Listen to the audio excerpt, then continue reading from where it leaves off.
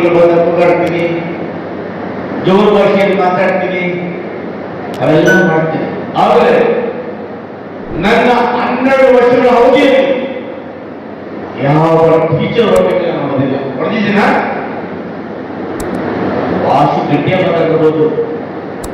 ಕೆಲವರು ನನ್ನ ಸಹಾಯವನ್ನು ಪಡೆದು ನನಗೆ ಬೆಂದಿನ ಚೂರಿ ಅಂತ ಕೂಡ ಅದೇನೋ ತೆಗಿತಲ್ಲ ಅಂತ ಸೋರ್ಕೊಂಡಿದ್ದೀನಿ.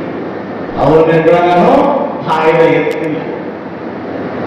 ಹೇಗೆಂದ್ರೆ ನೀವು ಶಿಕ್ಷಕರು ನನ್ನಂತವರನ್ನ ನಿಮ್ಮ ಸೇವಾವಧಿ 30 ವರ್ಷಗಳಲ್ಲಿ ಲಕ್ಷಾರು ಜನ ಸೃಷ್ಟಿ ಮಾಡತಕ್ಕ ಶಕ್ತಿ ಇದ್ರೆ ಅದು ಕೇವಲ ನಿಮ್ಮ ಉಪಾಧ್ಯಾಯ ವರ್ಗಗಳಿಗೆ ಮಾತ್ರ.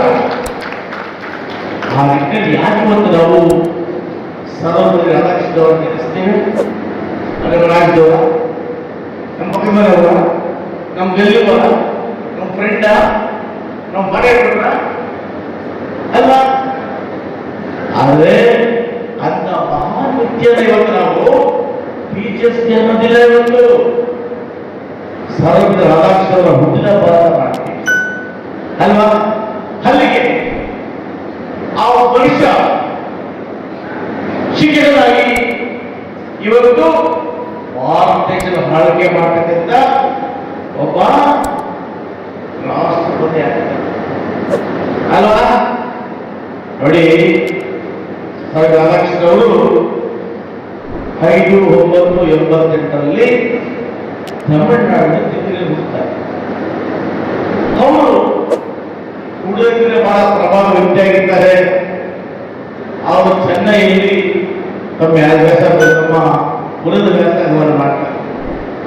ಮಹಾನ್ ತತ್ವಜ್ಞಾನಿ, ದಾರ್ಶನಿಕ. ಬಹುಶಃ ಈ ಭಾರತಕ್ಕೆ ಕಂಡಂತಹ ಅಪರೂಪದ ಅದ್ಭುತ ವ್ಯಕ್ತಿ ಅಂತ ನಾವಾದರೂ ತೋರಿಸಬಹುದು.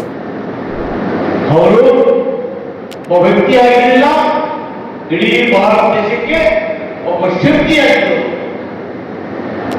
ಗುರು ಮನಸ್ಸು ಮಾಡಿದರೆ ಏನೆಲ್ಲ ಮಾಡುವುದಕ್ಕೆ ಒಬ್ಬ ಶಿಕ್ಷಕರಾಗಿ ಒಬ್ಬ ರಾಷ್ಟ್ರ ಸ್ಥಾನವನ್ನು ಅಲಂಕರಿಸಿದರು.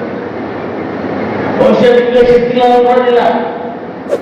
ಬಹುಶಃ ನಿಮ್ಮ ಸಾಮಾನ್ಯವಾಗಿ ಜನರ ರಾಜಕೀಯದಿಂದ ಪ್ರಾರಂಭ